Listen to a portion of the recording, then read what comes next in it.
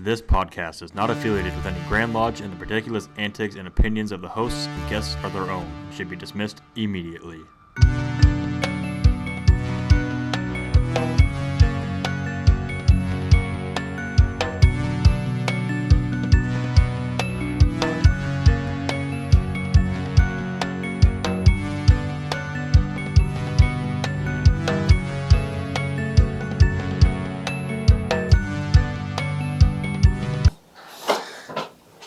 All right, welcome. We're glad to have you.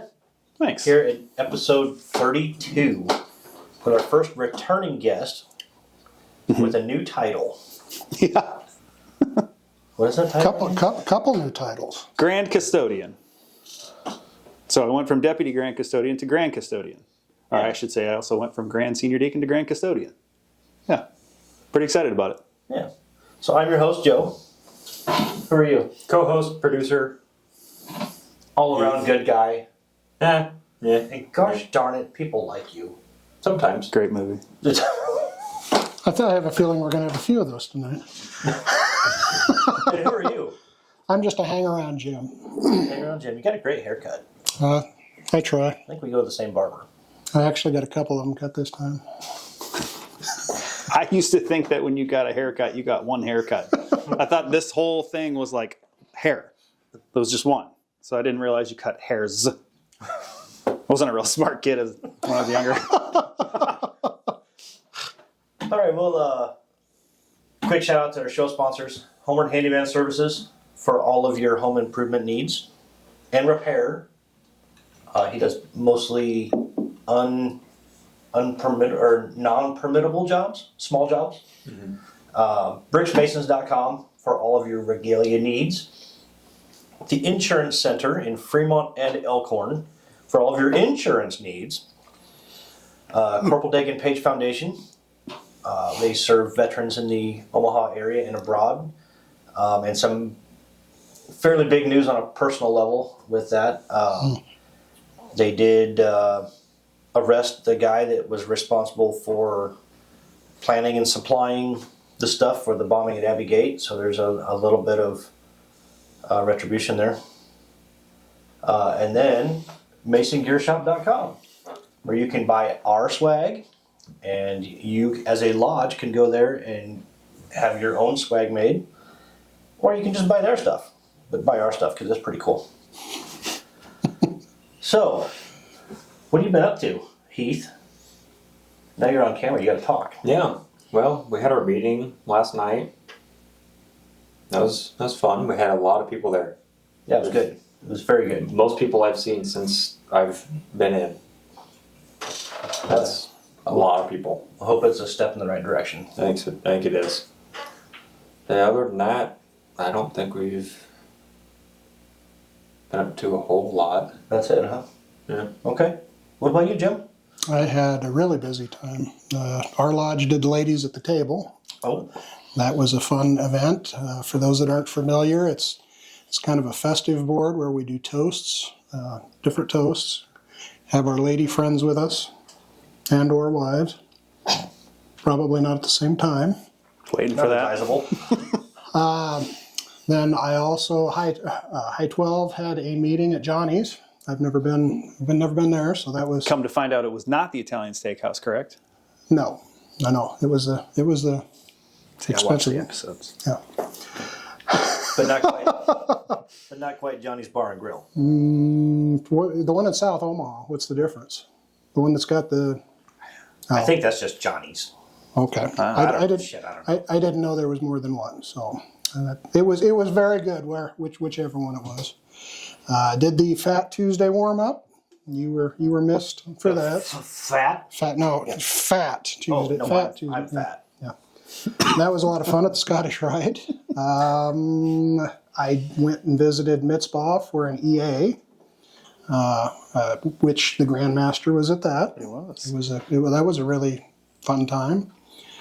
What am I missing? Oh, last night, I went and watched you as Worshipful Master. You did, yeah. It's good to have you. And I'm glad we've got the Grand Custodian here to work with you.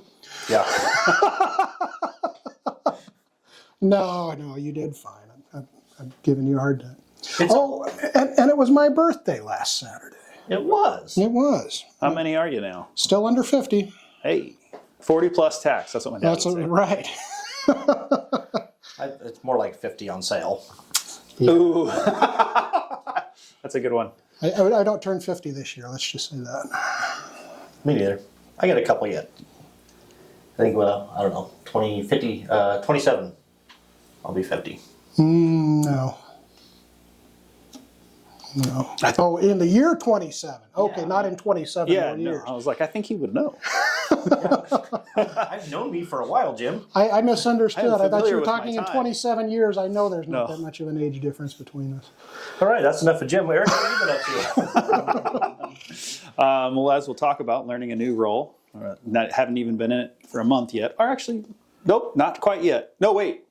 Today is literally a month. Yeah. Yeah, today is literally a month. How about that?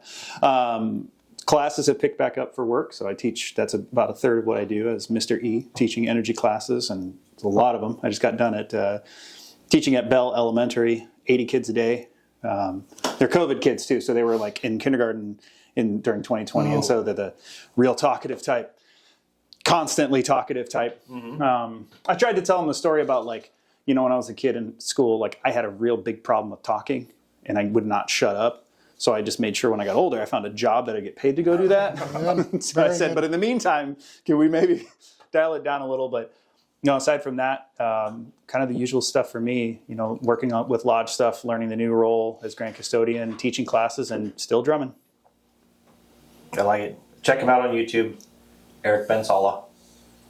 It's fantastic stuff. Thanks. I've opened lodge. Been trying quietly to be planting the seed of revitalizing activity in the lodge. We did have a good turnout last night. We had 15 people at lodge. People hung out after lodge. Like it was great. We had one guy that I've seen. Well, you've only seen him once since you've been a Mason. Steve. 2 or 3. 2 or 3 times? Not very often. Probably once in the last year. Yeah. So that was good to see him back. We've got another guy that came back for this year, actually took a steward's position that hasn't been in lodge in a long time. So we're getting there. We've got some things lined up, and hopefully it gets people excited. It was a good time. We're getting ready to make calls to people that haven't been to lodge in a long time. People that I don't know. So that's a little uncomfortable for me, getting on the phone and calling people. So just think of it this way: they're your brother. Yeah, I'd rather have them in lodge and be uncomfortable than not. And you're have not calling them for dues. Right. That makes a big difference too. Yeah. Yeah. All right. Let's fire this thing off. You want me to start off? If you want to. All Well, right. before I thought of something today. For good or for bad, I realized today that Eric is the reason that we met. He actually was handing out cards at the masters and wardens that we had at our lodge. I was just there helping with breakfast, but because our senior warden couldn't make it to that meeting, junior warden said, "Why don't you come in and sit and listen?" And Eric threw out some business cards, and that's when I started listening and subscribing. And Joe introduced himself to me, and so it's Eric's fault. Just so you know. I'm a matchmaker. What can I say? I just thought maybe you were going to start blaming him or something. I didn't say it was a good thing or a bad thing. Got I was throwing. Let's get him. You can't take the first one. That one's too easy. Okay, go for it. I can take the first one. Yeah, just take the first one. Do it.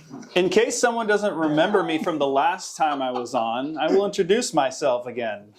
My name is Richie Cunningham, and this is my wife, Oprah. Everybody's seen that movie? No. Eric BenSalah.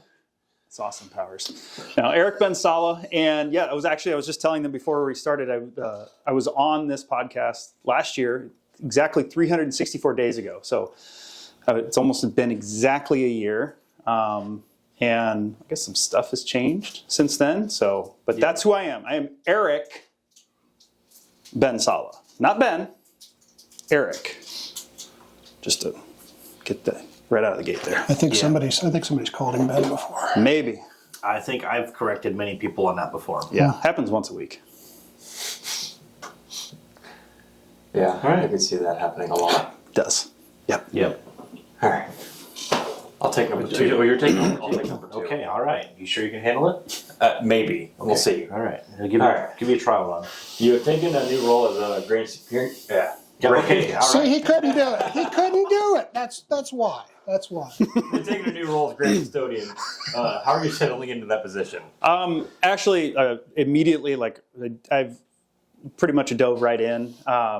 Grand Custodian was actually something that I had always wanted to do once I had been in the Grand Lodge a couple of years and understood what that role was. Because as a lot of guys know, that ritual is very important to me, and I take pride in being able to perform ritual and learn it. And then, but not only that, but also help educate others on it, teach it, provide instruction. So I thought someday, hey, that seems like a position I'd like to maybe find myself in down the road.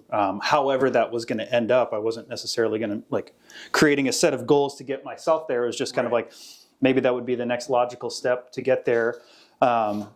Without getting into the whole thing, I'll say, it turns out I had a shortcut made for me. And so now I'm here a little bit earlier than I was planning on, but I think within a week I had sent an email to all the deputy Grand Custodians just introducing myself, let them know who I am, just a few things about how proficiency is going to work once it gets codified into the bylaws, and just a little bit about my philosophy towards things and whatnot, just to kind of get the conversation started with a lot of different guys. And I knew some of them, especially in the area, but I didn't know all of them, so it was important to me to at least get my name out there to make sure that everybody knows who I was and knows that there's a bit of a change. But I've pretty much hit the ground running and I work with Most Worshipful John Herbolsheimer to get schools of instruction. We have them all planned out for the year. I'm just waiting for each one of those lodges to confirm back to me that, yes, it's okay that we use that date. Because then that way I'd like to be able to send it out to the craft as a whole to be like, hey, plan for this. Like we already have the one, there's one planned for Lincoln in November. But it's already planned. Like now we don't have to wait the last minute. Oh no, when are we going to do this? So that was my big thing is, as somebody who plans stuff a lot, and which, spoiler alert, we're going to talk about band camp, takes a lot of planning. But so it came natural to me to have to start planning some of this stuff out and start understanding the role itself and what it means. And being in the Grand Lodge for the last few years helped me understand kind of what that role is without necessarily having to open up a book and pour over and be like, okay, what am I supposed to do? Over the years of watching, Most Worshipful Scott Krieger, Patrick Barger, Delmar Jones, watching those guys do the job, it's like, okay, I think I get an idea of what this is supposed to be about. Yeah. So for those that are newer Masons that aren't familiar with the term Grand Custodian, we're not talking about sweeping floors and right. What specifically are the metaphorically? What are the duties of a Grand Custodian? It is so the duties of a Grand Custodian. I will not quote this from what was in the Grand Lodge installation, but it's essentially you are now in charge of the ritual of Nebraska. You're in charge of the ritual, the instruction of it, making sure that lodges are taken care of and that they're performing the work to an adequate degree, which the Grand Custodian doesn't have to go out and do all of that. That's why there are deputy Grand Custodians to help facilitate that throughout the state of Nebraska. But the real big roles of the Grand Custodian are taking care of the work, helping provide instruction for the work, whether that's through schools of instruction, proficiency schools, or even, as was recently attempted or tried out, which the first class is about done, the DGC apprentice school. So providing instruction and also working with people that want to learn more about rituals. So if they do want to do proficiency maybe on an individual level and not necessarily as a school, being able to provide for that. So it's you are the custodian of the ritual of the state of Nebraska. So that's my baby. That's what I'm in charge of. And I have deputies, fortunately, that can help me make sure that work is being done throughout the state. I'll be honest, I think you were born for that role. Thanks. I appreciate that. Yeah. I really couldn't think of anybody better to sit in that seat. I've already told him the same thing. I'm really excited. Yeah. It's I'm having a great time so far. And it's not just in this room. The things that are said behind your back, I've never heard anything negative. It's always been positive in that. That's nice. That's good. And everyone, I especially do, but everyone has a strong respect for what you do with ritual, so Thank you. you should be aware of that. Cool. I appreciate that. I appreciate it when people tell people those things. I think it's important. Sometimes people don't tell people nice things. So that's nice. Well, Thank you. And none of us do it to hear the nice things, but it is nice when you hear them. Yeah, it's like you kind of want like your loved ones to tell you that they love you. Like, it's like you want to hear that. It's like, you should know. It's like, yes, but it's still nice if you say it. We assume that you know that. Yeah. It's like, I know my dogs love me, but every now and then when Waffles' tongue ends up in my eyeball, it's like, all right, I get it. There's a picture, and never mind, that sounds bad. That's for a different page. It's a different time. So how many Deputy Grand Custodians are there? So there are, counting me, 37, but Wow. under me, 36. Is that a number that changes? How does that work? Is that So set some of number? those are guys like Scott Krieger, past Grand Master, past Grand Custodian, Jim Carlton, past Grand Master, past Grand Secretary, Patrick Barger, past Grand Custodian, past Grand Master. So there's a couple of past Grand Masters that are in there, and so there's not all of them are assigned districts though. So there's only a certain amount of districts. Now there are a few open districts that we're working to get filled back up, but there's also what we call at-large Deputy Grand Custodians, and the idea behind that is essentially, at least this is the way that I would like to see it operate, is say so for example, I have a district, but I also have, like, I am also the guy. But so there might be lodges that maybe I might not have the ability to go and do their examination now, just from duties and obligations that I have. But so I could ask one of those at large, hey, can you work with this lodge to schedule their proficiency and take care of that for them? So that's what they would do. Now you could always take somebody from another district too, but they're kind of there, for lack of a better term, in waiting to be able to go do that type of thing. And sometime maybe it comes down to talking with the guys that are in all these other districts and saying, hey, does anybody want a break? Does somebody want to take a break? And we can put somebody in that's fairly new and would like to start getting some experience doing examinations and whatnot. So having that pool of, you have all these guys assigned, but you also have these guys that are available. So I had an instance out in kind of like south central Nebraska, where I didn't really have their assigned custodian, deputy custodian, as getting up in age, and his health isn't doing very well. So they needed some help, and I actually was able to get Most Worshipful Scott Krieger to go and help them with their proficency, take care of that, because he lived within an hour of that. So having that pool helps a lot. But I'm not going to give Scott Krieger a district. He's put in his time. I mean, he actually is Grand Custodian Emeritus now. So it's like, he's given his time, but he's also, he said, anytime if you need help, just let me know. So, but yeah, there's actually quite a few. And there's probably, and I asked all of them, hey, do you have apprentices? Because I'm big on apprenticing and big on teaching and educating guys, taking guys under their wing and mentoring in that sense. So there's probably, I think I counted about 15 apprentices right now. So those are guys that are, probably a couple of them are just kind of like close with that guy, so they always go with them and everything, but they're not really too worried about becoming a deputy grand custodian.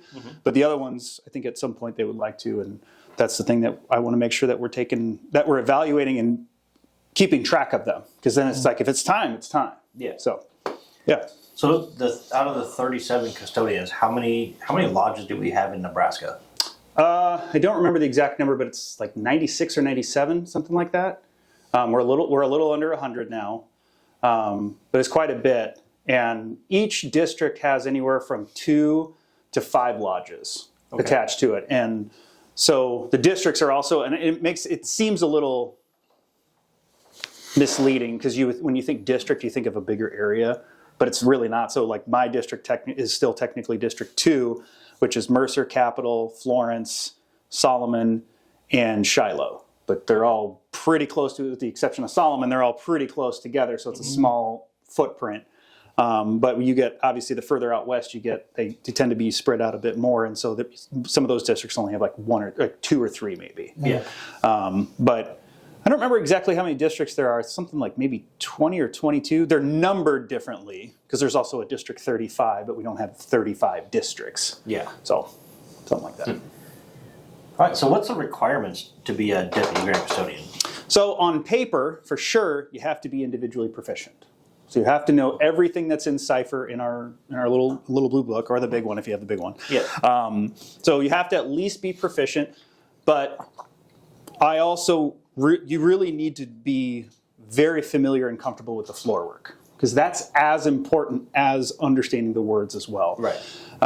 The Committee on Work, with the help of Worshipful Brother Charlie Odorizzi, I think it was in like 2020 they did this. They rewrote the floor work manual and the ceremonies manual to really clear up a lot of things, because there used to be two floor work manuals back in the day. There was a continuous one, and then there was one like per degree or per whatever role that you were in, which I thought was just like a really confusing way to do things. Like, that's like, why would I want just the senior deacon's job? Right. Like, Yeah. I want the so a lot of people would use the continuous one, which is essentially what they took. They rewrote it and they clarified a lot. I mean, they put a tremendous amount of detail into it. So if you really love ritual and you really want to learn it, like, I'm sure there are a million other things that are far more interesting to read, but I highly recommend reading that, because it's one of those things where you learn, you're like, oh, I'm not doing that.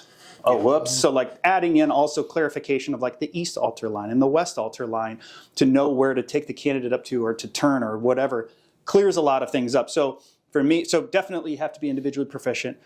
You also need to be very familiar with the floor work, because that's very important. As you know, with some of our degrees, especially the third degree, floor work starts to become like a math equation, almost, it seems like. But outside from that, though, like me personally, I also want to see what's the ability of the brother to educate. Yeah. And what's their demeanor, how do they treat other guys, because you're also going to get into some situations where you're going to go into a lodge, even if you don't have a gold chain on, even if you have your deputy grand custodian apron on, some guys get just really intimidated by that.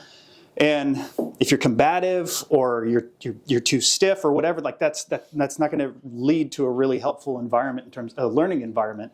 I don't want deputies to go in with the basically not sure, am I going to pass or fail these guys? Yeah. You should be shown. I would like them to be going there knowing I'm going to pass them, but I'm going to provide some instruction along the way. So I've always worked with the lodges that I've been assigned to over the years. I've always worked with them. You guys think that you're ready to go? Yeah, we definitely know we're ready to go. I'm like, cool. Now, unless something really went south, and nothing has, fortunately, it's just providing instruction. I mean, they know what the work, especially lodges that have been doing it for 80, 90 years. You also kind of don't want to be that guy. It's like, well, not this time. So for me, like, I also really want to see like how well like what is it like for you to be able to provide a bit of instruction and to be, approachable, and to work with the lodges at practices, because let them do all the parts and you run the practice. In a perfect world, that would be, I'd love to see it that way. But there's no real, like, aside from the individually proficient part, there's nothing that's like, it's not a whole like laundry list of checklist things. It's kind of what happens. I should add to this that I would like to see them work with, as an apprentice under a deputy grand custodian, to get that experience, so that way they don't, it's like, I know everything on the floor work manual and everything in the cipher, never been to an examination. I'm like, well, I'm not going to send you to one. Right. If you don't know exactly how they're supposed to go. So having some apprenticeship under some mentoring, I think, is really important to that as well. How are they selected? Is it at the will of the Grand Master? And when possible terms? Is there a term? Is it so many years? How is that? So you could be a deputy grand custodian as long as you want. And the way that they're chosen is going to be essentially the Grand Master is the one that actually makes the appointment. The Grand Custodian is the one that basically provides. It's kind of like, how we do investigations. You have an investigation committee that goes out and talks to the guy, gets everything that they know, then they present that back to the lodge, and ultimately the lodge decides. So instead of the lodge deciding what I have come up with, the Grand Master takes that and says, okay, you know what, that either yes, that sounds great, or no, I'm not going to appoint that person. And that's essentially also kind of how it works with if you get removed. So, all right. Well, with that, we're going to take a quick break. Be really quick for you guys, probably not for us. Probably not. All right. We'll see you back in a couple minutes. Okay. At Homeward Handyman Services, we pride ourselves on being honest and giving every job the attention it deserves. Owned and operated by a master mason with 2 decades of expertise in home repair. We are bonded and insured, and we carry the highest standards when it comes to taking care of your home. Whether you need a faucet changed or a light remodel, we can take care of your home improvement needs. Call Michael at 402-915-0824 today for a free estimate.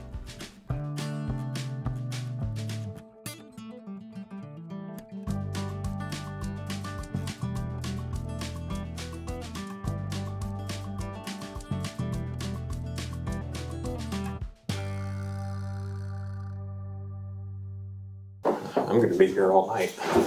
I'll be here all night too. Matter of fact, I think I'll sleep here. Me too.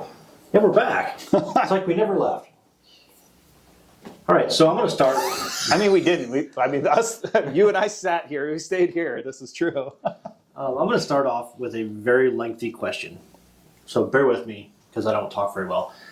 So on our last episode, you left a pretty lengthy comment. And you made some very, I would say, you made some good observations about society and generational differences maybe. And we know there's no magic wand, but how do we adapt as Masons and overcome the challenges facing us from all these different generations? Pull up that comment. Let me see it. Definitely a lot of different. Oh man, it is long. It's Of full course, of paragraphs. it's all right. He's trying to remind himself. So yeah. Do we need to take another break so you can read it? Nope. Maybe see if he changed his mind in the year since you Yeah, put it. no. I remember saying it, but I wanted to make sure to see like what's the context of which I said everything. I think but it was great, actually.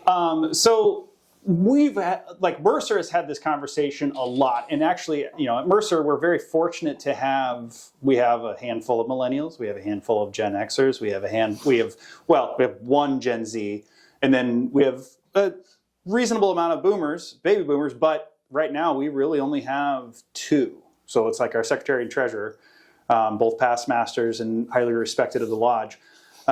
Most of us are going to fall under millennial and Gen X. And so when we spent a lot of time talking about like what matters most to these generations and what are they looking to get out of the human experience. Like I'm not worried, I'm not trying to think about what are they looking for to get out of Masonry. I'll figure that out later. What are they trying to get out of the human experience? And when it came to like, without getting to the baby boomer part, because my real focus was like, what's the age group? Because like the average age right now of candidates something like 44. Yeah. So what are Gen Xers? Why don't we have more Gen Xers? So there's actually a big gap in Gen X participation across the board in everything. And I think a lot of it comes down to, because my wife's a Gen X, I'm like right on the cusp. I'm like one of those things they call like a zillennial, because I'm 82, so it's like somewhere in the mix there. But they don't, for lack of better, they don't give a shit about joining clubs and groups and stuff like that. I'll be honest, Eric, we were kicked out of the house. Yeah, latchkey kids. When the sun came out, and we don't come back until the streetlights are on. Yeah. And if you break something, don't call me. That was the way I And the grew up, too. original term Generation X came from the idea that we really don't care. Yeah. So we didn't stand for anything. There wasn't anything that we really stood for. So Yeah, so like, and that was the same thing for me too. It's like my father he's not from the U.S., so to him it was like staying inside the house was weird. It was like, no, you left the house. The house was more functional than it was anything else. It was there for you to protect you when you're ready to go to sleep and whenever you need to eat food and stuff like that. So I would be out either playing soccer, playing street hockey, or skateboarding later on, and so. That's where they derived a lot of their meaning, was from just going out and meeting the neighborhood people, and just whatever experience came in front of you was the thing that you did. Yeah. You didn't go find this institution, definitely didn't find an institution to give you any meaning. Now, obviously I'm like massively generalizing here, because I know there's some Gen X's that aren't necessarily that way. And I think later on, once they became parents, it kind of changed the makeup a little bit, because I think there was also this concern of like, well, I don't want my kid to like grow up the way that I did, look, I'm not a parent. I get it. I understand. I was a kid once, but I also kind of would be like, but you were here though. Like you were okay. Yeah. Like you actually turned out okay. And it seems like you actually did, I think experience is a really good thing to have in life. I think it's something that we're getting away from as a society as a whole. So I feel like that's a big reason why there aren't a lot of Gen X, especially in volunteer organizations, is because they're like, I don't join groups, dude. And that was my initial approach toward Masonry when I was asked to join. I was like, I don't join groups. Yeah, and I think it's deeper too. Like we when we were kicked out of the house, we were independent. We didn't need other people to survive the day. You know, we didn't seek that out. And when we had friends, whatever, we'd go play baseball with. That was great. But yeah, there wasn't a whole lot of sports teams happening and stuff with our generation. We just that's your upbringing. I mean, like as I was growing up, I mean, my dad had played professional soccer, then he coached soccer for like 40 years. So it was like kind of my brother and I were kind of like shoehorned into playing soccer. And I was like, I didn't really enjoy it a whole lot. I had some good times. But then like when I was 9, I was like, I saw hockey on TV and I was like, I want to do that. I really want to do that. And so my parents let me play hockey. I played for a couple of years and I switched over to goalie because I wanted to be left alone. And people are like, but you got to be the best skater. And I was like, that's not a problem. Like I love skating, so I'll figure that out. But to me, it was like that was like kind of almost like the definition of being a Gen X. It's like, you know what? I want to be on a team, but I want to be left alone. Yep. I want to be in goal. I'll just do my thing back here because I only have one job. The puck should not go past me into the net. So, but I think to kind of like wrap it up with Gen X, I think that was the big thing for me in what we had kind of noticed and talked about. And I asked my wife too, because, you know, of course, as soon as I became a Master Mason, people were like, oh, what about Eastern Star? I was like, good luck getting Angie to join anything. Not a diss on any organization. Angie, my wife, does not. She really will not join things. I know I was like, I'm not going to join anything. And now I'm Scottish Rite Shrine. I'm running bank. So I don't know. Kind of went back on that. But she definitely won't. She's like Gen X to a T. But then you get into like millennials, and that's where it gets really interesting. So there was a good book. Can't remember what it's called. It was written by a Scottish Rite guy. But it was about how boomers and millennials and why they fight each other, because they're really not that much different. Because they're really looking for the same thing. They're just the path that they're going through is different. So it's like, not to like, as a side tangent, but the way that I kind of explain this, like I tell people part of my job is to teach how like energy works, how energy efficiency works. And people conflate energy efficiency and energy conservation as being the same thing. They achieve the same results 2 very different ways. Whereas, so boomers and millennials get to the same result 2 very different ways. And I think that's why they butt heads a lot, is because they're butting heads on the process, not on the goal. Right. I think they have the same goal in mind. But a lot of them, just in general, again, I know I'm generalizing here, but it's very much what's in it for me. What is the feedback that I'm going to get for it? And it's not always necessarily this like, what's in it? What am I going to get? Like glamour me. Like it's not that. I would argue that's actually more Gen Z than anything. But it's very much they're like, I need to know that this is meaningful, that this is going to mean something to me, this is going to be useful, that like I'm going to get something out of this. I'm not just doing it.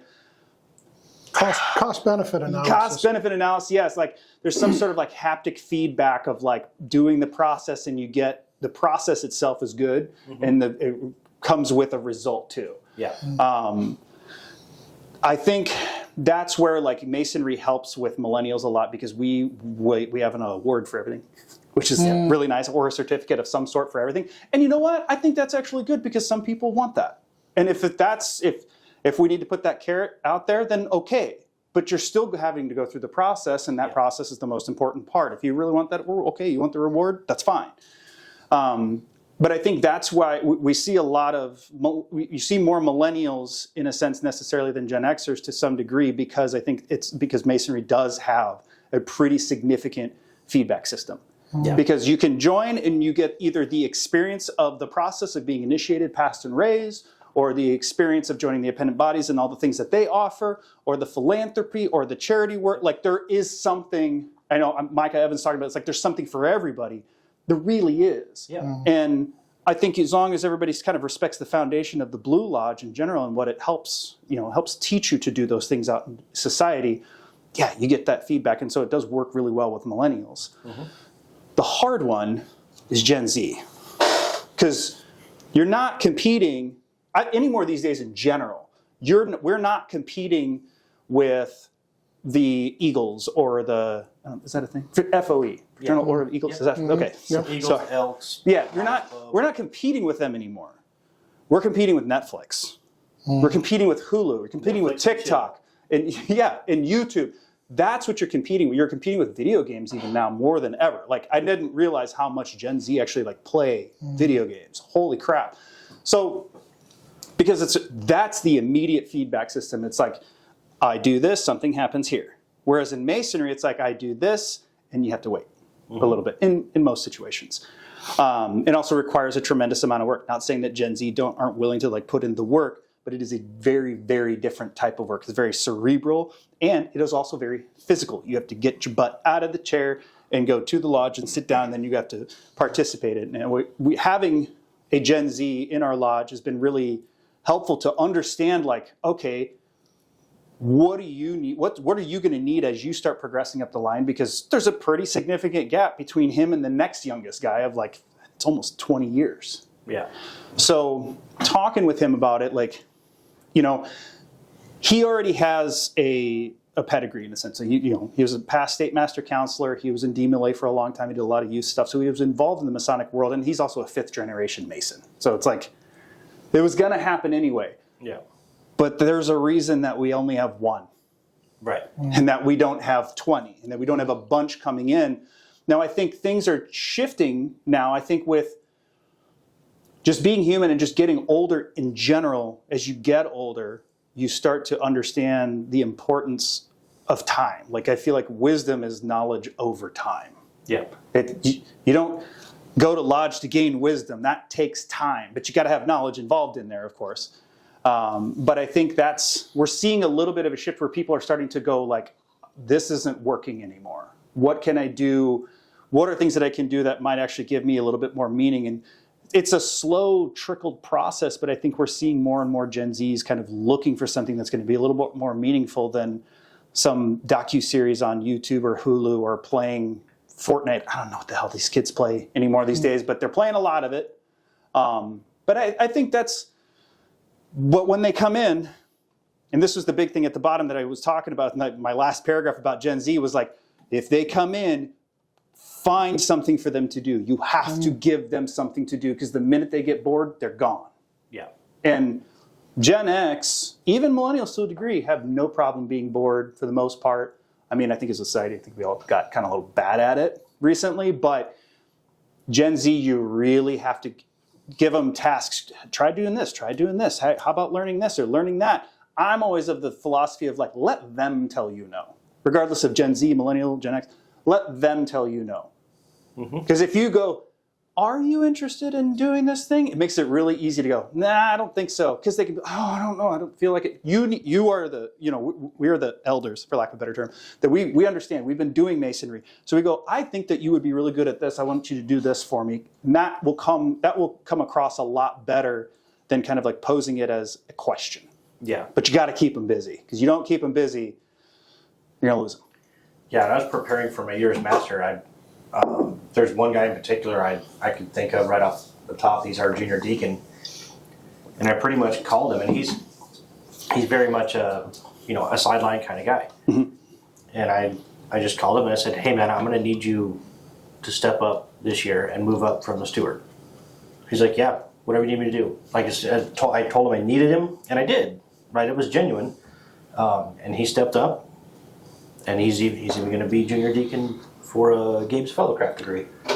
Going along with what you were saying, obviously I've got the most knowledge as a Gen X as opposed to the other generations, but I think you're going to see a swing from personal experience as we're getting older. One of the things that led me to Masonry was that we tend to have a small group of close friends. And recently I lost my best friend. And as we get older, doesn't matter what generation it is, it's harder to make friends. And I have found a great way to make really close friends really quickly in Masonry. Oh, what is that? Yeah, Masonry. But I think we have a problem in Masonry from a marketing standpoint of getting that word out. I would have joined years ago had I known about it. Yeah.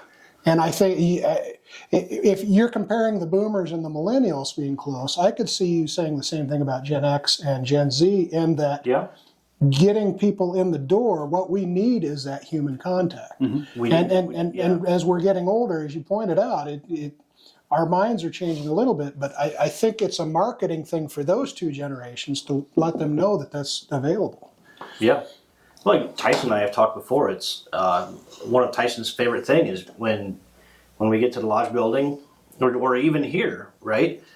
It's the initial embrace when we see each other. You know, we shake hands, wrap each other up. I mean, we're brothers. It's what we do. Mm-hmm. Well, in fact, I made the comment at Scottish Rite the other night that I'm one of those kind of guys that loves to give guys I like a crap. Yeah. And you go in the lodge and somebody's going to give me crap over something. Mm-hmm. And that I look forward to that. Yeah. I get punished coming in here, but it's one of those great feelings. As I said in the speech, it's a love language.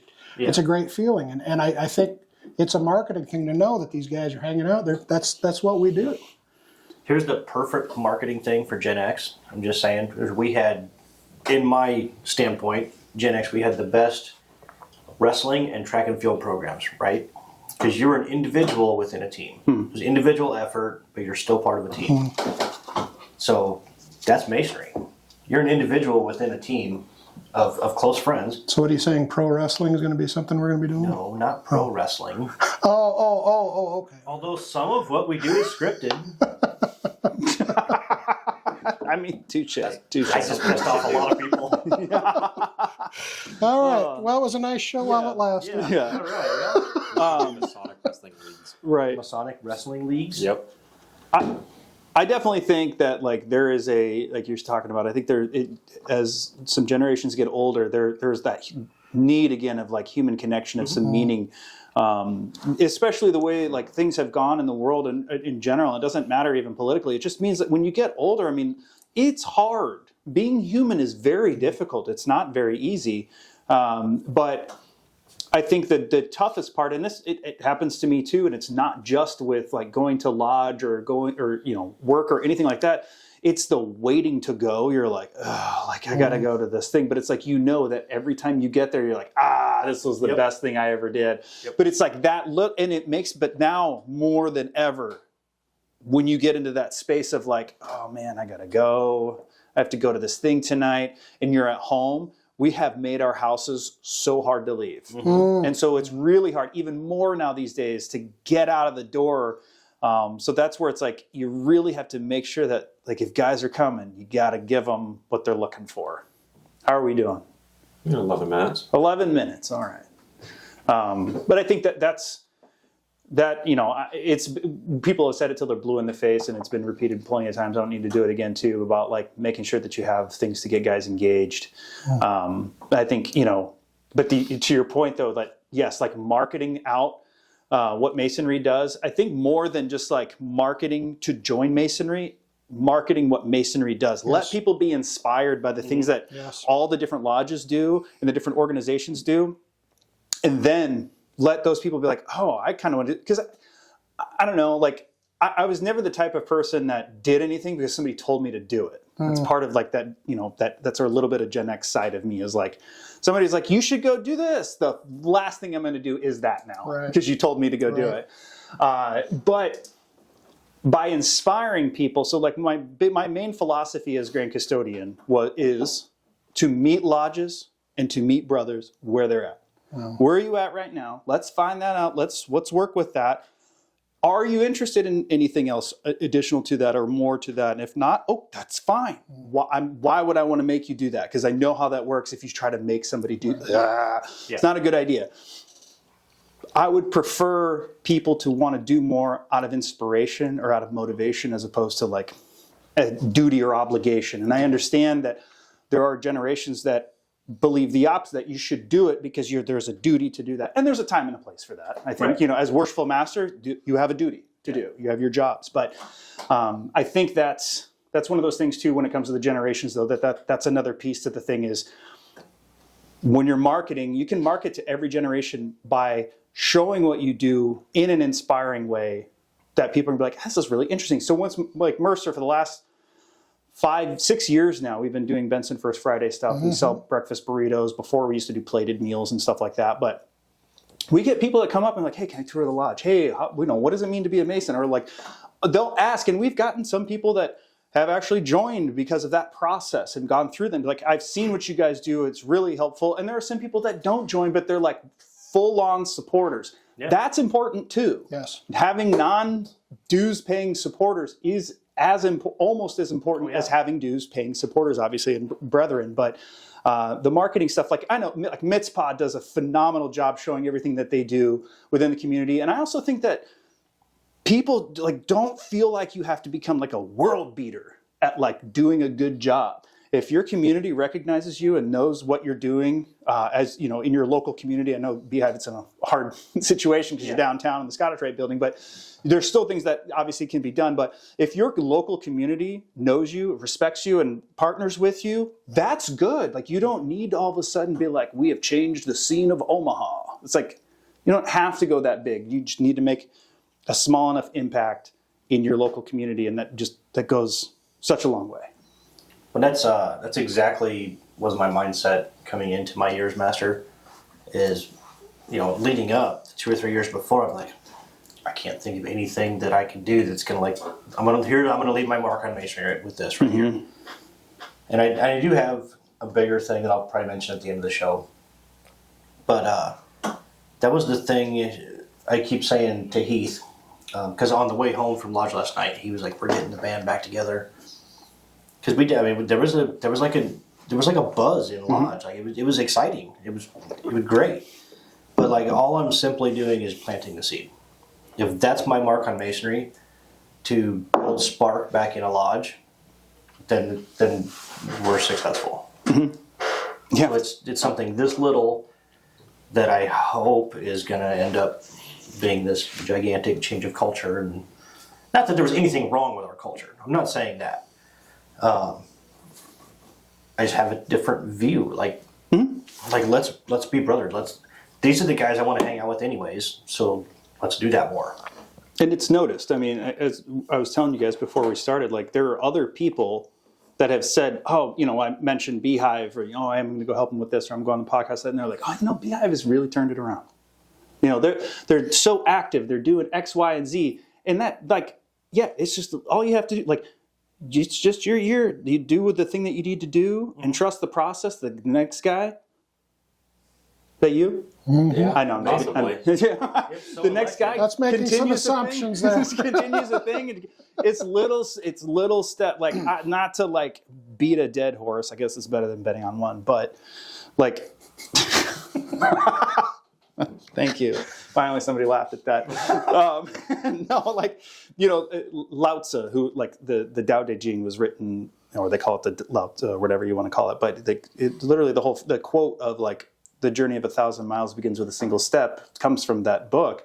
And it's true. Like, Stop trying to get to step 50. Do step 1. How to eat an elephant. Well, and one bite at a time. That's exactly right. And the idea that great men are the ones that plant trees, even though they're never going to live to see the shade. Yes. So. And that can be a challenging thing with certain generations that are looking for like, well, what do I get out of it now? And that's where I think teaching the importance of the process being part of the goal. I think I talked about this in the last time I was on here. It was that like the journey is the goal. To me, the journey is the goal. It's like not to be a 50-year Mason. I won't make it that far, I don't think. Not to be a 50-year Mason, or to be a master, or to be a Grand Master, or to be it's what you're doing is the thing. That is part of the thing. And if you understand that you can derive a tremendous amount of meaning and experience and like joy from that, all that other stuff is going to end up happening anyway. Yeah. And you're not necessarily chasing after it anymore. So it actually makes the whole process a lot more fun along the way too. That's where like I do a job that I really love, and now I don't even watch the clock. Right. When I did a job I didn't like, I was like just staring at the clock like, how do I get out of here? I don't know. It seems reasonable, I guess. Believe it or not, I'm actually starting to like ritual. Hey, I'm not very good at it at all yet, but I get more enjoyment out of learning. That's good. Yeah. Yeah, and see, the thing was like nobody told you had to. Well, they might have. But that wasn't the reason that you decided to start liking it. Right. You know what I mean? Right. Like, yeah. No, there's a satisfaction of getting it right. Accomplishment. Yeah. And closing, I had that all down until yesterday. Had kind of a nuts couple of weeks, didn't have any time to look it over. So luckily Austin was right next to me, and he just It's all there. Mhm. I've got it all. It's just what order do I pour it out with? Mhm. You know, that kind of messed me up. Once I got started, it was good. Yeah, it was good. So let's take a break. And then we'll come back and we're going to talk about band camp. Yeah. Oh boy. Not that one time. Here it comes. Here it comes.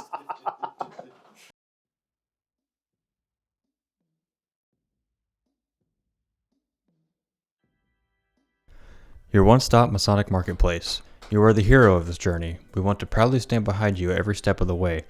We want to enable you to go the extra mile in your Masonic travels. We want you to look your very best on every occasion. Investing in high-quality regalia shouldn't be a burden. We know you want to be better. We know you want to make a difference. We don't think you should compromise. Be your best. Visit bricksmasons.com today.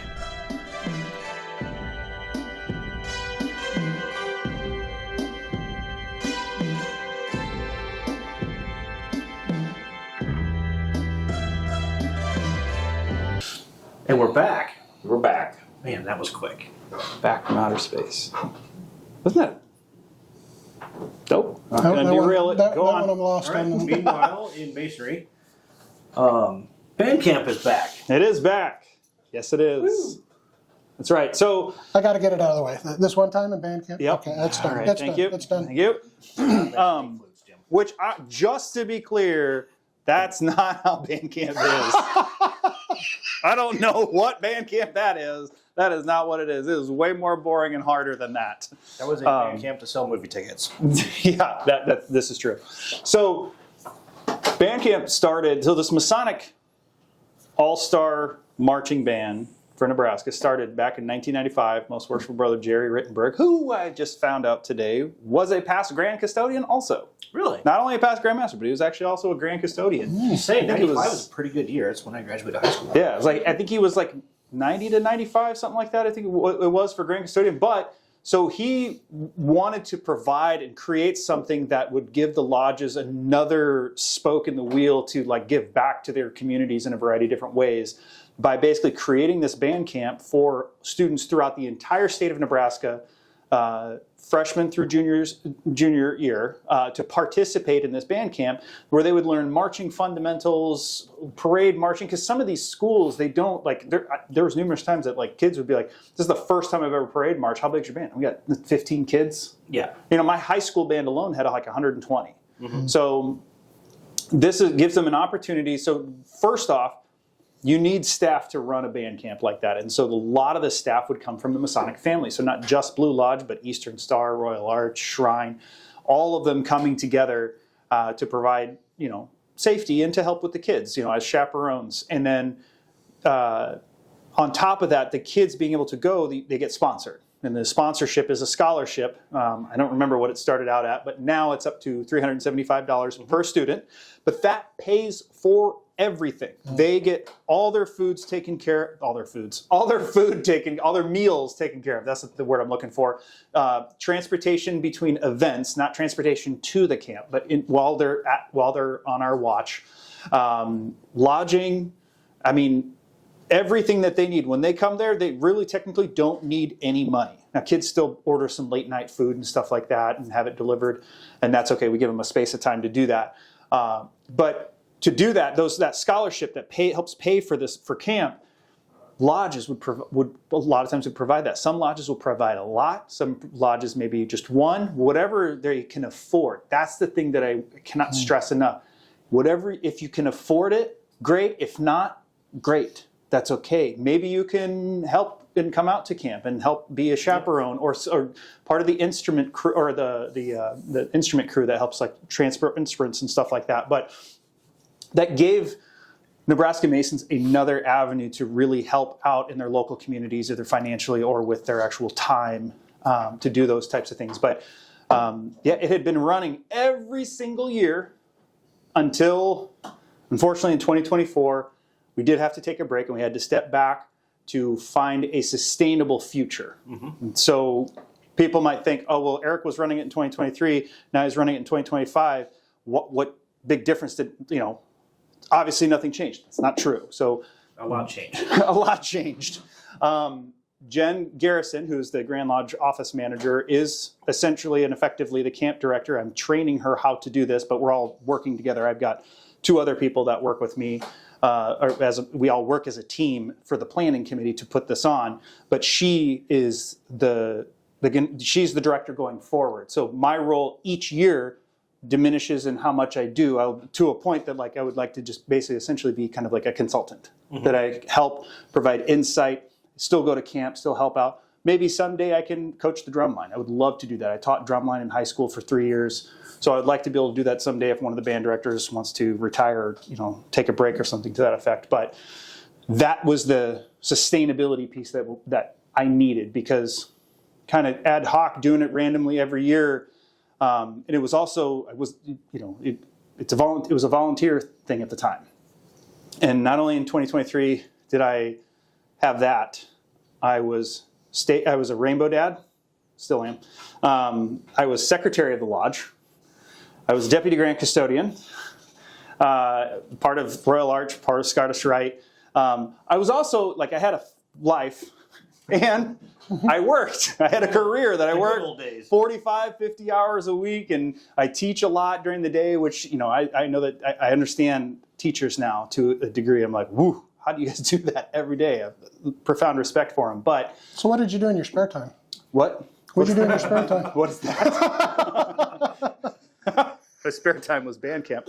No, but all the things that we did in 2023 is that we actually we kept making strides and kept making steps to improve it, to make it better, so that 2025, I went up to Brenner, who's one of the guys that helps me, and I was like, why does this seem easier now? He goes, well, it's because of 2023.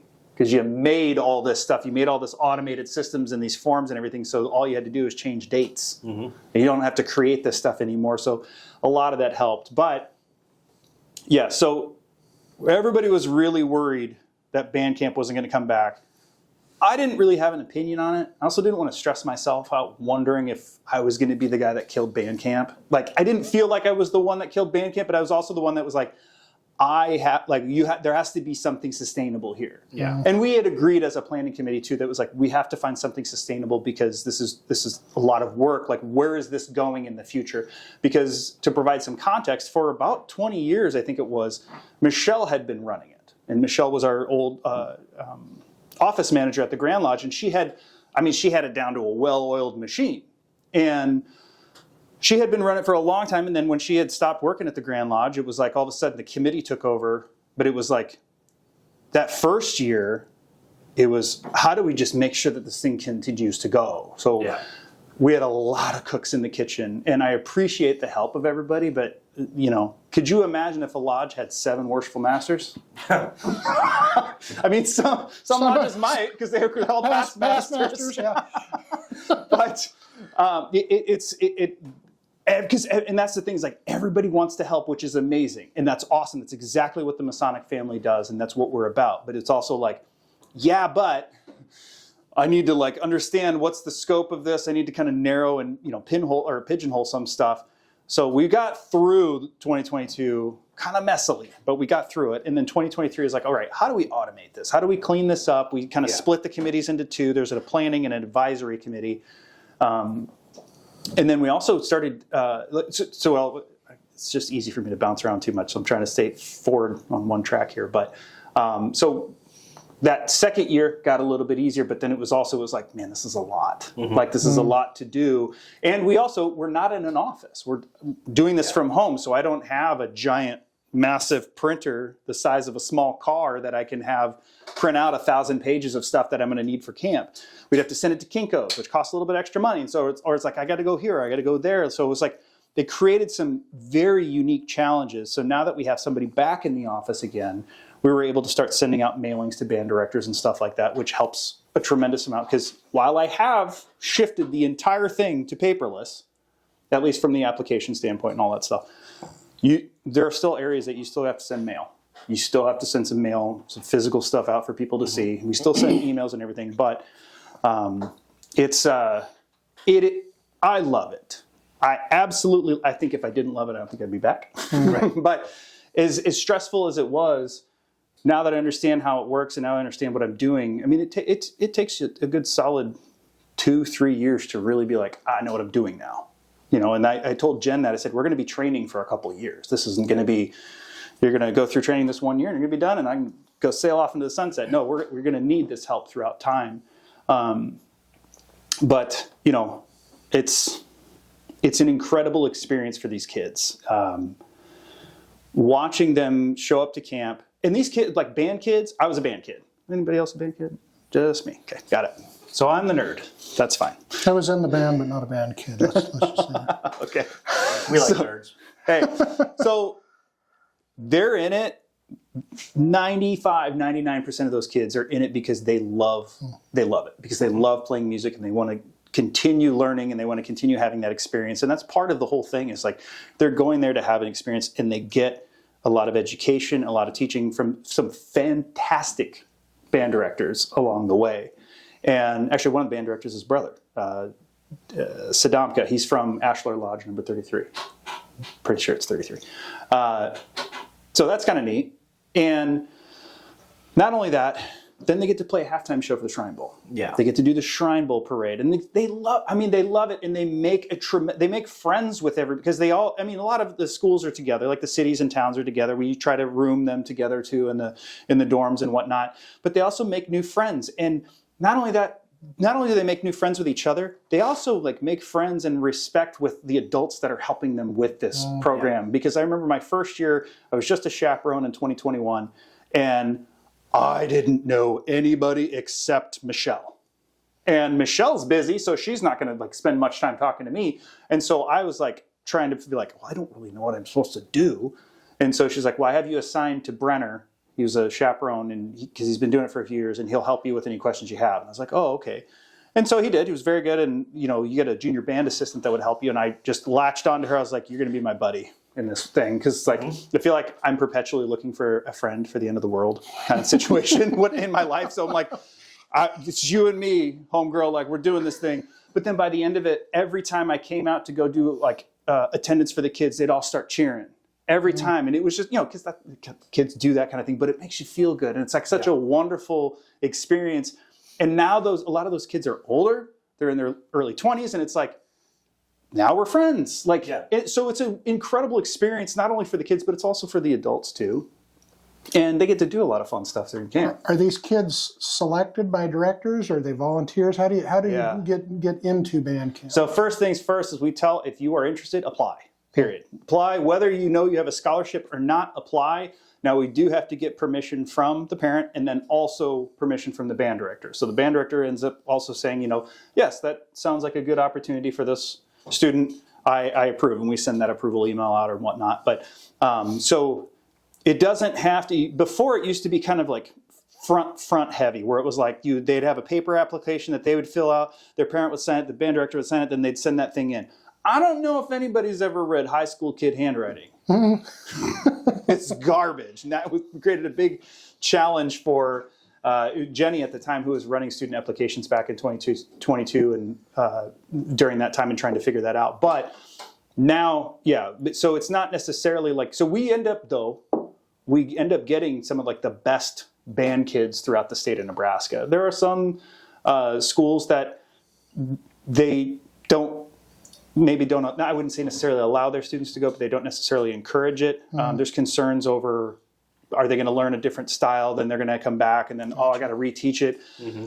I don't necessarily agree with that approach because I think experience is experience. And as somebody who has marched in professional marching band, it's called Drum and Bugle Corps, I went from high school to that, back to high school within the span of 4 months, and if anything, my marching technique and my discipline was better. Right. Because I had that. Now, granted, I know it's Drum and Bugle Corps. This is high school marching band, all-star band. But experience is experience. Mm-hmm. And not only the marching experience and the musical experience, but the experience of meeting new people. And we have a DJ dance. They go bowling at Big Apple. They have a free night under the under the stadium lights. So there's a lot of, it's not just work all the time. It is work. Don't get me wrong. You got to put in some work, and it gets hot sometimes. But it's a fantastic experience. And I can't stress enough, I really would love to see more Masons involved. We actually have quite a few people that participate that aren't. But a fun thing happened at the multi-candidate fellowcraft degree last year. One of the guys, I saw the name, was Jacob Jensen. He was a junior band assistant at band camp for years. Really? And he had become a Mason because of that experience of being part of the Masonic band camp. He was like, yes. And that's the thing, I've heard some critiques about, we don't get a lot of members from. Well, first of all, it's not what it's for. It's not recruiting. It's not a recruiting tool, but it kind of is at the same time in its own way. It's one of those things that's like, this is the way that we can inspire people that, part of it though is like, we don't do a really great job marketing about like, it's getting better of the kids understanding, how did you get here? Because I asked a kid, I was like, do you know how you got here? My parents drove me. I was like, no, man. Like the logistics of like, somebody paid for you to be here. And they're like, oh, well, who was? Well, like my mom? No.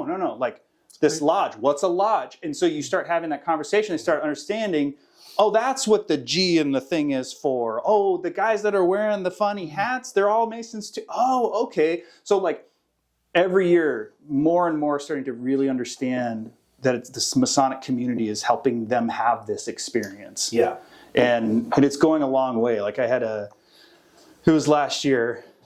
I was at QT with Ethan and I were just getting some food we had probably no business eating because it's just that's what you do in a gas station. But some kids goes, hey, sir, and first of all, I don't get sirred ever. And I was like, whoa. I was like, this has got to be a kid. And I was like, yeah. And he goes, are you Eric BenSalah? And I was like, yeah. And he was like, hey, he's like, you probably don't remember me. And immediately I'm looking at him and I'm like, oh, this is a band kid. And he was like, I was in band camp. I was like, yes. And he goes, hey, he's like, I know camp's not around this year. He's like, but thank you for giving me and providing me with like the best experience I've ever had. And I was just like, it's That's like, heavy. I was like, dude, and I sat and talked to him for a little bit, but it was just like that's why we do that. Yeah. You just made a wonderful impact. And look, I helped piece camp together and get it done. He put in the work, though. Yeah. The band directors helped teach them. The junior band assistants helped. Everybody puts this thing together, and that's what makes it work. Like, Yeah. that the real genuine teamwork is what makes it work. And I mean, like, I'll still be participating in band camp till I'm like 80, like Roger Dill is right now. So I love it. I don't know. I could talk about it and it could have been its whole episode. I could talk about it for like 5 hours. Well, it's very similar because I have a lot of experience on the football side of that weekend.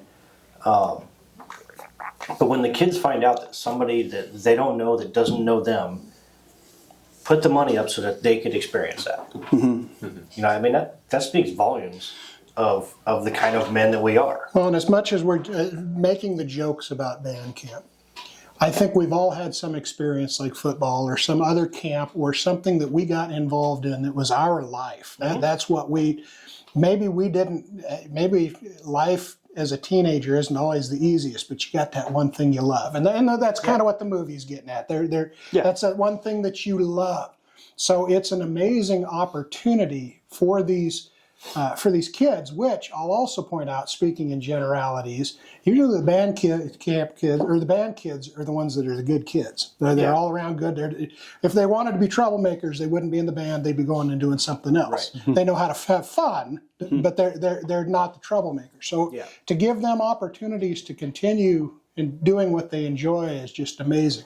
How can we help? Tell us the ways that as Masons, the viewers, how we can help. So there are a variety of different ways to help. Planning, we got that part covered. But when it comes to there's the financial aspect of it, whether you want to donate a scholarship as an individual, and you don't have to know the name of a student. You can donate an open scholarship of $375, or if you want to do 2 of them, or whatever that situation might be. If you also, so then you take out the financial aspect, or if you actually, you say, hey, I can't do $375, but I can donate $100 towards band camp. Donations help pay for this. It's all paid entirely from donations from other people. It is not a fee-based camp thing, which has been something that there's been some contestation. Sure, we'll go with that. Sounds good. contention. Thank you. Contention about whether we should be charging kids for it or not. And I would like to avoid having to get to that point because I think that's part of what the Masonic community does and the Masonic family does is help donate toward causes like this to put this type of thing on. So it doesn't, you don't have to do $375. You can only afford $20. You know what? $20 buys at least one meal for a kid in one day. Where do we go to donate? So NebraskaMasonicBand.org you can either go there if you want to donate a scholarship because there's a form you fill out so we know that it's coming, and then you would send a check to the Grand Lodge of Nebraska, 301 North Cotner Boulevard, Lincoln, Nebraska 68508. Got that memorized. Make it out to the Nebraska Masonic Foundation, however. Either one's fine. But as far as time, donating your time, band camp runs about five days. This year it's June 3rd to June 7th, which turned out to be a really problematic time period because usually it's the week after. How are we doing on time? Oh, we're checking calendar, see if he's got drill. Yeah.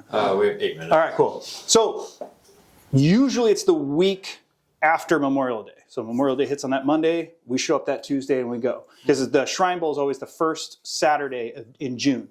Right. Unfortunately, this year, that falls on the 7th, which pushes the whole thing to the week after, like the following week, which has 4 other youth and music-oriented things happening. So our application numbers are very low right now from what we would like them to be. We're over 100, but that's pretty low for us. Yeah. We would like it to be higher, but finding out X, Y, and all these different groups are basically happening at the same time makes it very difficult to have a bunch. But anyway, so going back to that time frame, so starting Tuesday morning to Saturday afternoon, basically once the game kind of starts, you're kind of good to go. After halftime, right? Yeah, after halftime, you want to watch the kids do the show and whatnot. You're kind of free to go from that point. But that's where we need chaperones, and we need to at least keep a one adult per 15 kids. We always hit like way above that, but we have chaperones. We have day chaperones, and we have night chaperones. Night chaperones, as you can imagine, it's very difficult to get, and we need to have males and females. We like to be able to provide an awake set of adults 24 hours a day for the kids while they're there. So part of the deal of being a night chaperone is you go from 7 p.m. to 7 a.m. So you are on the floor just making sure everything's okay, nobody's doing any, nonsense or whatever, which most of the time they're not gonna because they're tired. They just went through band camp all day. But that can be difficult. So like right now, we need more male night chaperones right now. But we take the help, any help that we can get. And then we also have people that work on the instrument crew. We need, there's always need too of trucks to like take the trailers down and bring the trailers back because we have 2 trailers that we have to use. But that's going to be the best way to help is to be a chaperone. And if you find out, hey, I have a really good skill set at like event planning or something to that effect, maybe we can start thinking about putting you on the advisory committee and then eventually maybe move you up to the planning committee. Because what I would like to see in the long run, and Jen, we agreed with each other on this process, is that we really don't want to have somebody doing the same thing for 20 years. Right. Get, 5-7 years, start cycling people in. Same thing, we've talked with the drum majors about how often should we start cycling out drum majors? Because junior band assistants can only do it from about 18 to 24. After that, it's like, we want you to go and be a chaperone, so we don't, because chaperones for a while have always been very old people, and now they're all kind of like, hey, I can't keep doing this. Can we get some new people in here? So that's one of the big ways. But if there's any, even if you kind of say, hey, I can only be there Tuesday or Wednesday or Friday and Saturday, that's great. We'll take it. Because then you might be able to spell somebody else. They can just hang out and be available to hang out. Because a lot of times those chaperones, like there is a lot of downtime as a chaperone. You're not constantly having to do this. So it's not really that much of a job. Yeah. The night chaperone part is hard. But if you're a night person, then it's not really that difficult. But there's a lot of downtime that you actually get to watch the kids do this stuff. You can, if you love reading, there's going to be plenty of time for you to read. Like, I mean, granted, I'm always busy, so I've got something I'm running around doing at all times. But it also, we actually had some JBAs that have started some like really strong relationships just from being able to be at band camp, and now you have a couple of JBAs that have been dating each other because of meeting each other there that they otherwise wouldn't have done that. So how do we contact you if we want to volunteer time? Is that the same website? Or That's email, right. or? NebraskaMasonicBand.org has everything that you could need. That's where the applications are for the students. That's also where the scholarship notification form is.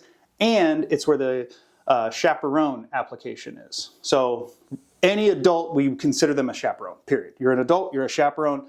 Got to fill out that form because we have to do our due diligence. You actually got to fill out the UNK workers guidelines. We also have to check sex offender registry list and stuff like that because you're around kids. We have to take care of the kids. It's very important.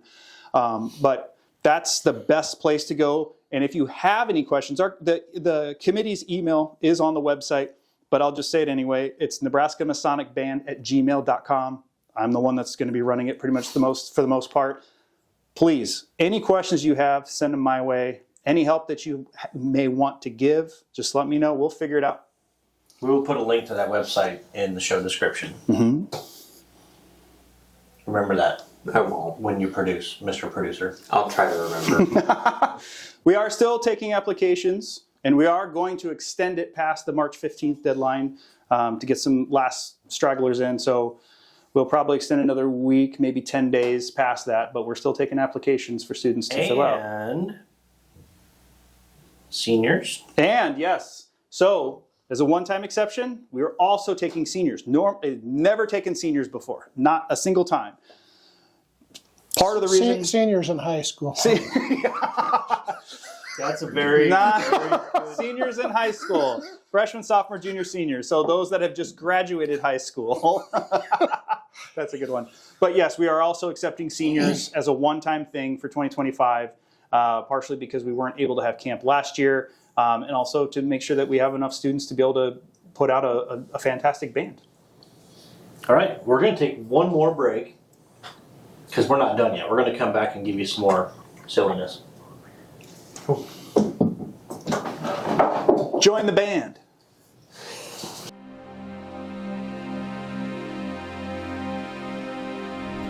Demonstrate that love never ends through the commitment to support past and present service members, the communities that surround them, and the loved ones of those whom we will never forget. Visit deganpage.org for more information.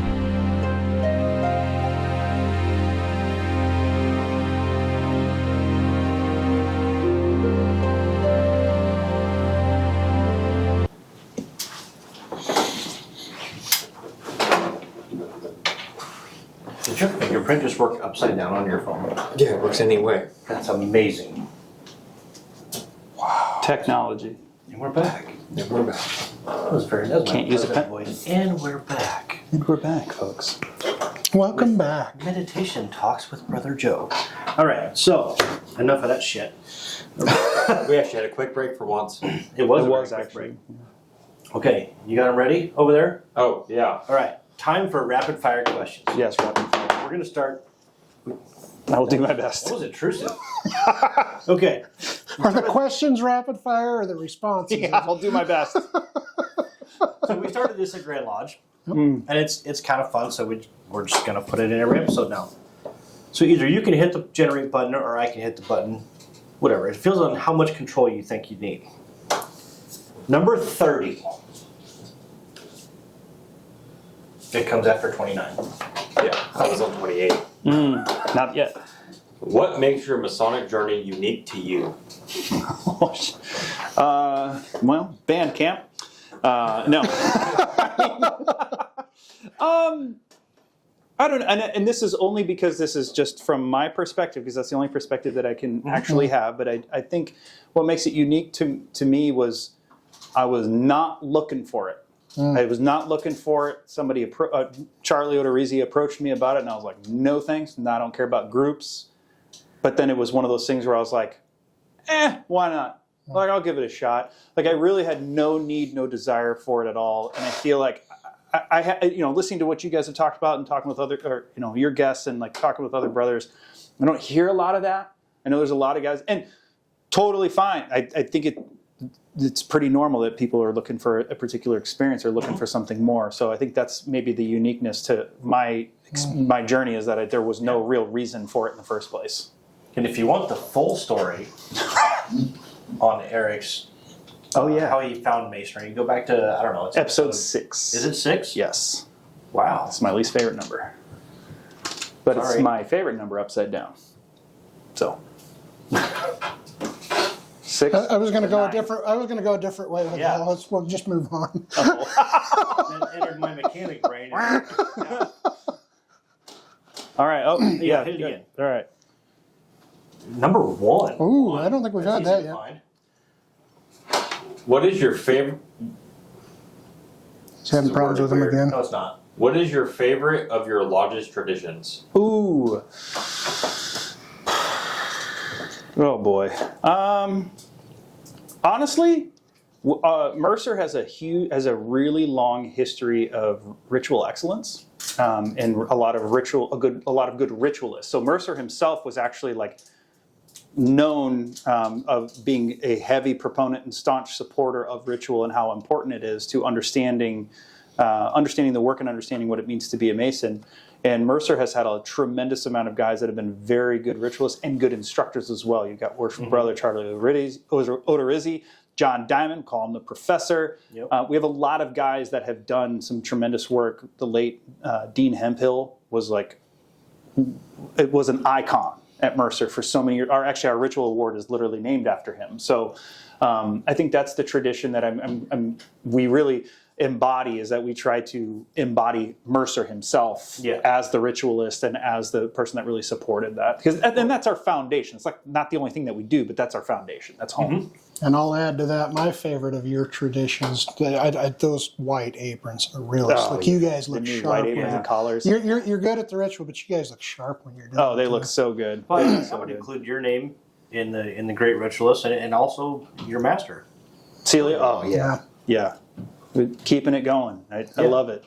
And it inspires guys. Like we had guy Julius Boatwright. Like the guy showed up one day while I was still secretary, and he comes through. Hopefully I haven't. This isn't like the second time I've told the story, but he comes through, and Mark Benita comes through. He's like, I think some guy thinks this is AA, and I was like, well, why did you stop him? I was like, where is he at? He's upstairs. I'm like, what is wrong with you? So I went upstairs, and I saw him putting an apron on. I was like, he's probably okay. And I was like, hey, how are you? And he's like, oh, I'm good. I'm like, so what lodge are you a member of? And he goes, this one. I was like, okay, what's your name? And Julius Boatwright. And I was like, as secretary, I was like, oh, I recognize the name. And all of a sudden he started coming back because he's really enjoying it. That guy, he had brain surgery because he had brain cancer, and ritual was the furthest thing from his mind. Yeah. And just recently we had our fellowcraft proficiency, and he did senior deacon for it. Nice. Because he was like, he's like, it's the job. I want to learn how to do it. And that's that inspiring thing, as opposed to you have to, because we were like, you don't have to. We do degree teams, and he's like, no, I'm going to do it. So that's kind of cool. Yeah, we do degree teams also. It's whoever can remember the shit. I mean, that's generally how it goes. Actually, yeah, I want to learn more. Once I'm done in the East, I'll probably maybe settle into maybe senior warden. Mm-hmm. If the guy that currently does that wants to learn the senior deacon spot. It's a good thing. It's a good place to start. And if you ever want to start learning longer pieces, start with the fellowcraft charge or the master mason charge. It's a page and a half. Okay. It's the best place to start. Now he tells me that. Huh? It sucks to suck. Yeah. But I also think it's important to learn the charges in general, because that's actually literally where our conduct is found. Yeah. How to behave is in the charges. So, and it's also, it's an easy place to start before you start getting the long stuff like the middle chamber jail. God. All right, let's do one more of these, and then we'll move on to shout outs. Hey. 8. A couple of low numbers. I did set the parameters this time. Well, you got up to 30, so you must have. Yeah. No. What is the most misunderstood thing about masonry? One? We can round robin this one, because there's no wrong answer, right? Yeah, you guys go first. I think that we're not a religion. Yeah, that we're a cult. Yeah, I mean, there's so many people that think we're a religion. That our secrets are that important. That our secrets are secret. Well, that's true. Yeah, that's true too. I'll go with that we're a bunch of old white men. Speak for yourself. Well, I should say, excuse me, only a bunch of old white. Because like I hear it a lot. Like there's a podcast like Haunted Objects. I love those guys. They did a wonderful docuseries called Hellier. I bet you Ted Poole knows exactly what I'm talking about. But it's super cryptozoology stuff and paranormal. But Cryptozoological, Jim. That's a There you go. Good There- job. You there got it it. You is. got it. but no, like Greg Newkirk was talking about. It's like, Masons is a bunch of old white guys, and it's like, but it's not. But a lot of people do really think that it's mostly older men, and it's like that's a part of it. Masonry is actually quite diverse, really. If you really think about it, it's like you go to annual communication, or you actually go to any lodge, you realize that it's actually pretty diverse. So I think that's one of the that would be. I wouldn't say the most misunderstood, but that's one of the ones where I'm like, yeah, but no. Yeah. Mm-hmm. All right, it's time for shout-outs. You got one? All right, good story. My shout-out is actually going to go to all my brothers at Beehive Lodge. I think it's a group effort to get everybody interested and engaged again, and I feel like I've got the backing of the whole lodge. So I think we've got big things on the horizon. I'm going to give a shout out to my boss. My boss, Paul Fortney. I know this is probably a weird shout out to have, but I've been working with him, under him essentially for about 6 years now, and he has been the most supportive of like my skill set, because what I do is a very unique type of situation, and there was some contention with that. It's like, can't just do that. You got to do all these other things too at different levels. But he's always been very supportive of the way that I operate, and like he always has said is like, I'll let you go in the deep end, but you got to ask for help. I'm not going to come and get you. I don't want to micromanage you, but being able to do and teach and create a persona, Mr. E, all that stuff, like being able to have that much freedom, but still within the confines of working within a company. Like he's done a phenomenal job managing somebody like me who can be a little spastic sometimes and a little out there. But I'm going to give props to the guy. He's done a good job. That's a good one. I'll give Now a, you'll have to tell them to watch. That's right. Hey, don't you fast forward. I'll give a shout out to everyone that gave me happy birthday wishes. I'm terrible at keeping track of that for other people, and I know that everybody took time. I had over 102 people comment on Facebook, so I do appreciate taking the time and wishing me a happy birthday. Thank you. That's the only time I know it's when somebody's birthday. Facebook tells me. But I don't do the whole Facebook birthday thing. Like, I'll send you a text message. Yes, personal message. Yep. I actually turned off posting on my wall because, like, it's going to sound really bad, but I also just don't like when people send me drum videos. I've done that. I just don't like it. I've done that a few years, turned that off, and that's probably the most depressing thing you can do when nobody. Because then everyone forgets. So this year I actually left it on. I don't want to go down that road again. I did the same thing, and I was like, that sucked. Self-sabotaging.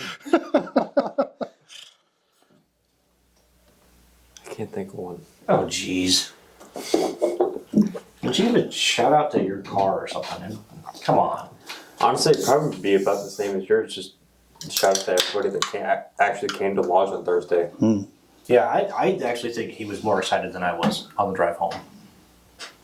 He was. It's you were nice, kinda man. Jacked up on the Mountain Dew. Yeah. I'll give you a shout out for doing the junior deacons lines. That was pretty good. Yeah, pretty much. Our junior deacon is one that hasn't been Right, in a while. right. Oh, okay.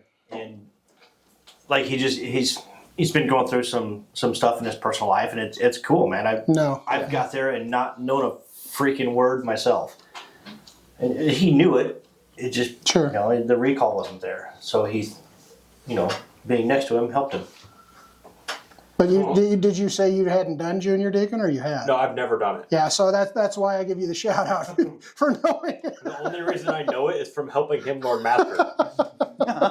Yeah, because I'll just hand him a cipher because he's got his lines down for senior warden, right? So I'll just hand him a cipher. It's all right. Help me through opening and closing. Closing's pretty easy as master, but okay. So what do we got now? Closing remarks. Beehive Lodge is having fellowship nights on the third Thursday of every month at 6:30 at the Scottish Rite. The first one I think was a pretty great success. We didn't have that many guys there, but we had a great time. We just kind of sat there for an hour and a half or so, and we just shot the shit, man. It was awesome. It was really a good time. Threw some money in the tip jar and had some drinks, and well, I didn't because I have to get up early, but you did because you're young. But yeah, we might practice ritual, educate newer Masons, just enjoy fellowship. I know guys have brought some games, puzzles. Some of the games and stuff are staying there. Wives, kids, and acquaintances are welcome. Obviously, we're not going to be practicing ritual in front of acquaintances. But yeah, like we love all our families and our brothers, so why not get them together at the same time? Call our secretary, Beehive Lodge, or get a hold of any of us at the show. You can email the show, send us a message on Facebook, or TikTok, however you can get a hold of us, and it's kind of a secured building to get in the Scottish Rite down there, so like when you get there, you gotta kind of let us know you're there. But we can work all that out. At Tangier Shrine, the Cruising Cushions are having a comedy night. Oh, that's tomorrow, so that doesn't matter, right? Correct. Tomorrow. Correct. Tomorrow we had a comedy night, so Yesterday. thanks for anybody that. Yeah, so last Saturday we had a comedy night. It's tomorrow. It was great. You missed it. Yeah, man, the comics were awesome. There was guys and they stood up and they told jokes. It was great. All right. March 22nd, Council Commandery Festival at 8 a.m. at Papillion Masonic Center. I will probably be there. And then also on March 22nd is the Satra Temple 59 installation of officers at 2 p.m. at the Scottish Rite in Omaha. And then March 28th is the Scottish Rite Fish Fry from 11 to 1. Can I add one in there? Absolutely. For those of you that are part of Grand Lodge committees, the all-committee meeting is on Saturday, March 29th, 9 a.m. at the Fremont Masonic Home for Children. And then also, To add on to the Scottish fish fries, if you miss that one, they're going to be the next 3 weeks after that, I believe, too. Right. So it'll be, if you can't make the first one, you can at least make one of the other ones. and then May 3rd, we'll have this on here a couple times. Well, probably several times by May. The All Masonic Reunion. It's an all Masonic event for friends and family. May 3rd from 10 a.m. to 8 p.m. Scottish Rite Southern Jurisdiction is providing food. It's going to be at Mahoney State Park, so you will have to have either an annual pass or a day pass. It's in Ashland, Nebraska. Oh, that's really small. There we go. Josh Hoyer, well, that's kind of hard to read for me, and his Lincoln band Soul Colossal won the 2025 40th International Blues Challenge representing the Blues Society of Omaha. They're going to be performing there. They're going to be performing. Mm-hmm. I thought that was going to say when they were performing. I was wrong. Nay.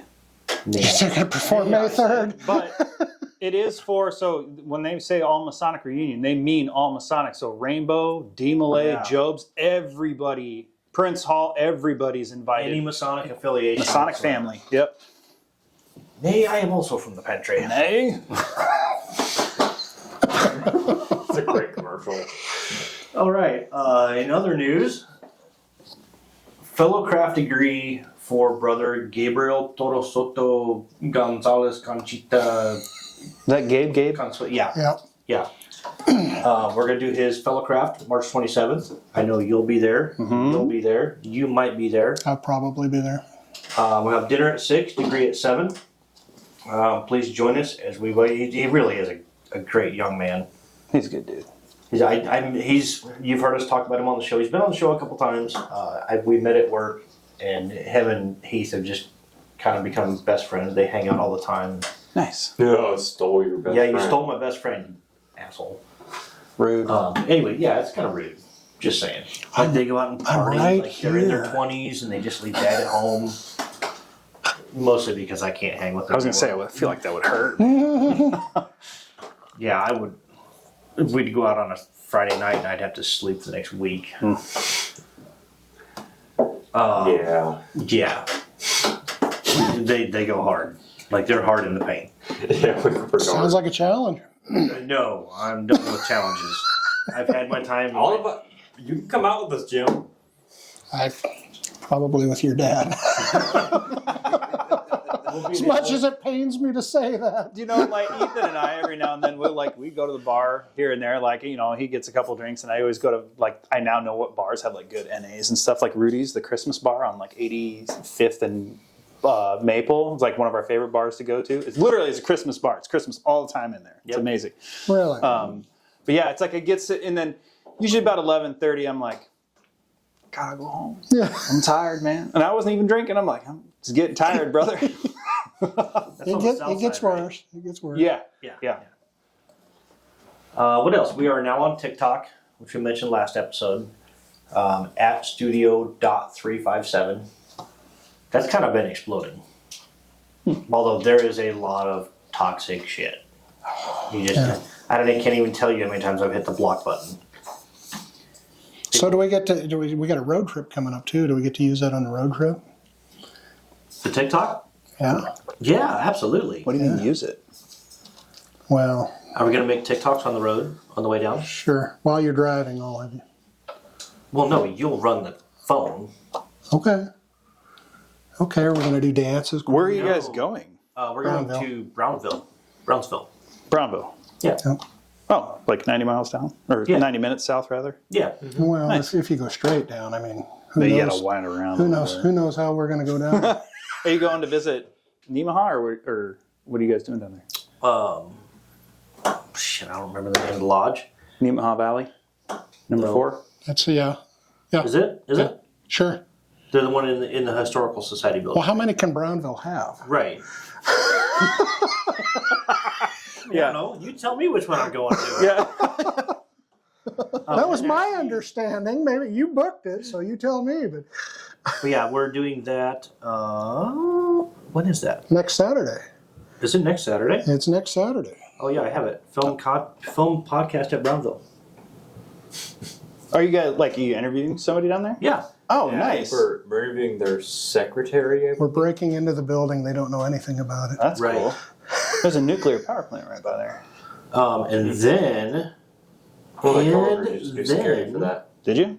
One of my coworkers. Oh, your coworkers did. Okay. Let's see, the 5th. Oh, that's Patrick Smith. Oh, we're getting Patrick. Oh my God! Finally, Yes, finally. Patrick, buddy, April 19th, we are going to. you're going to interview Harry Truman. Holy cow! Yes, yes, we are. Brilliant. We're, It's No, going to be we're real hiding. quiet. It's gonna be a one-sided conversation. no, we're going to whatever, like Sean. We're going to Belton, Missouri. Yeah, We're- Dalton, Missouri. Yeah. One of the lodge that he broke ground on. Yeah, We went down, Sean Reed and a couple of the other brothers, we went down last year. Sean Reed is actually setting up a trip where we are going to visit the lodge. And we're also going to visit the presidential library and his home.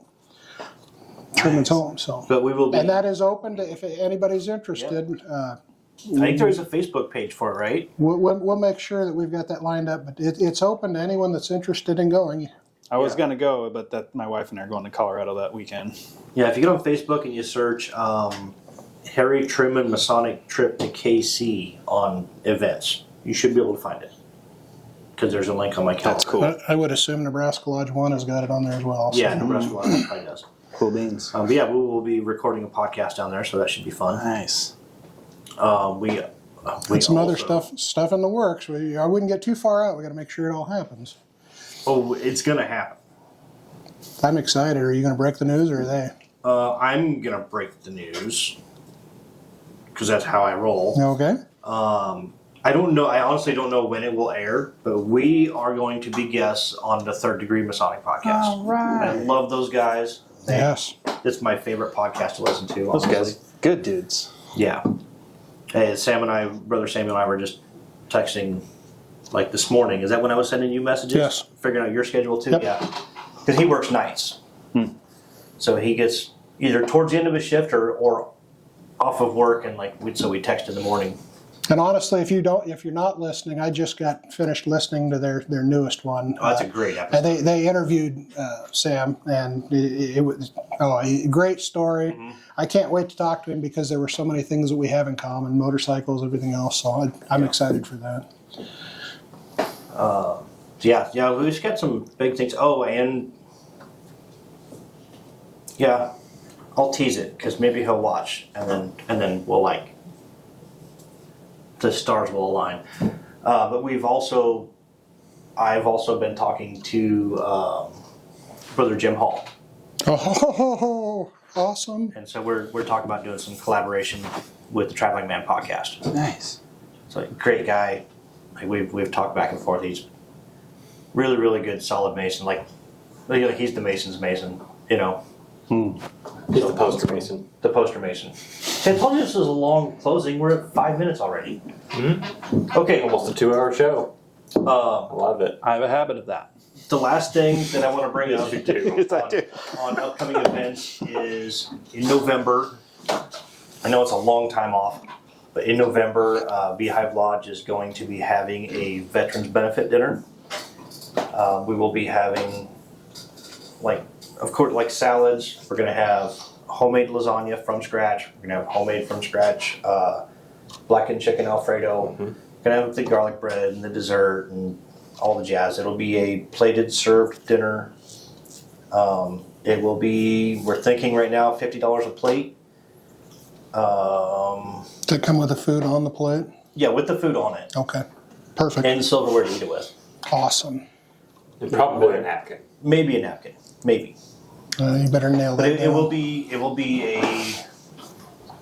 be a black tie event, or a suit and tie event, we'll say. The benefactor, so we're gonna have dinner. We're gonna have at least 2 speakers. I don't know how long or short speakers are gonna be. One of the speakers will be from the Corporal Dagan Page Foundation, who Oh, will wow. be the benefactor of the proceeds. And we'll have stuff coming up if you want to donate to the cause, but you can't make it to the dinner. We'll figure that out too. But they do so much work assisting veterans, not only transitioning from military life to civilian life, but getting them set up with service dogs. They have a whole veteran support building downtown now that they run out of.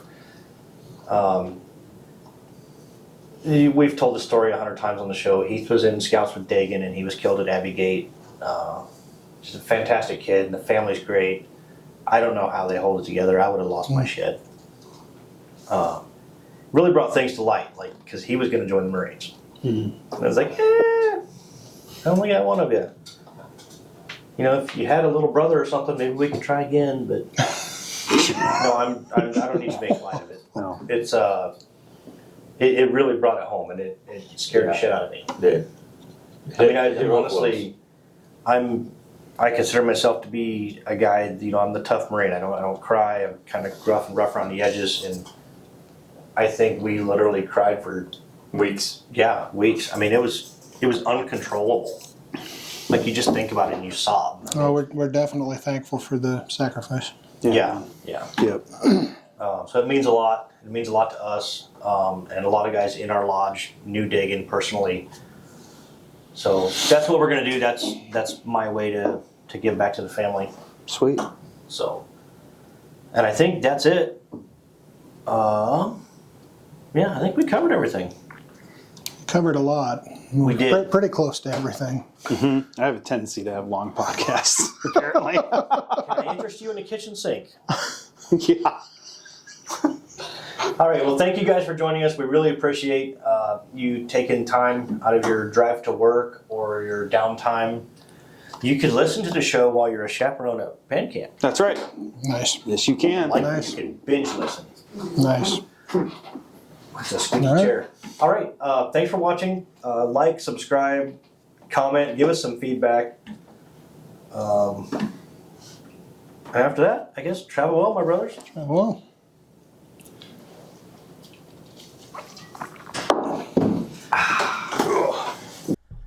When it comes to something as important as insurance, it's imperative that you work with an agency who has an in-depth knowledge of multiple insurance products, companies, and guidelines, not just one. We are completely independent agents, and we work for your best interests. We are Mason-friendly. We have locations in Fremont and Elkhorn. We provide policies for virtually all of your personal and commercial needs, including health and dental. Visit our website at www.theinsurancecenterinc.com. We're available Monday through Friday, 9 a.m. to 5 p.m.